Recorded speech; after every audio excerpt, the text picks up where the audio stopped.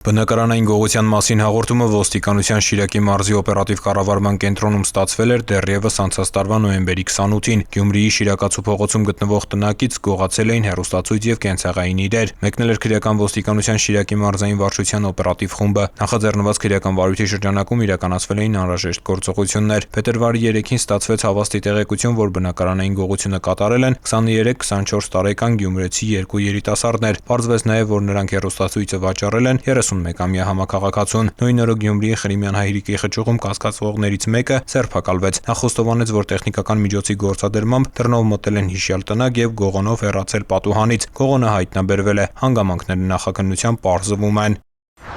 Մի բնակարանային գողություն էլ Շիրակի քրեական ոստիկանները բացահայտեցին փետրվարի 5-ին։ Այս դեպքում հանցանքը կատարվել էր հունվարի 29-ին։ Մեկնած օպերատիվ խումբը պարզել էր, որ առավոտյան ժամը 9-ից 14 ընկած ժամանակահատվածում հարմարեցված բանալիով բացել են Գյումրիի Կիրակոսյան փողոցում գտնվող բնակարանի դուռը եւ գողացել ոսկյա զարդեր, ժամացույցներ ու 1900 եվրո։ Նախաձեռնվեց քրեական վարույթ։ Շիրակի քրեական ոստիկանների եւ քրեական ոստիկանության գլխավոր վարչության ծառայողների համատեղ միջոցառման արդյունքում ստացվեց տեղեկություն, որ գողությունը կատարել են Արարատի մարզի Արևշատ գյուղի բնակիչ 50 եւ Մայրաքաղաքի Բաշինջաղյան փողոցի բնակիչ 36-ամյա երկու տղամարդիկ։ Պարզվեց նաեւ, որ նրանք դեպքի վայր են ժամանել 50-ամյա տղամարդու վարած Nissan Magnich-ի մեքենայով։ Փետրվարի 5-ին 50-ամյա Արևշատցին հայտնաբերվեց, ձերբակալվեց, իսկ փետրվարի 7-ին Մայրաքաղաքի Բաշինջաղյան փողոցի իր տանը ձերբակալվեց նաեւ 36-ամյա տղամարդը։ Երկուսի նկատմամբ էլ խափանման միջոց է կիրառվել կալանքը։ Նախաքննությունը շարունակվում է։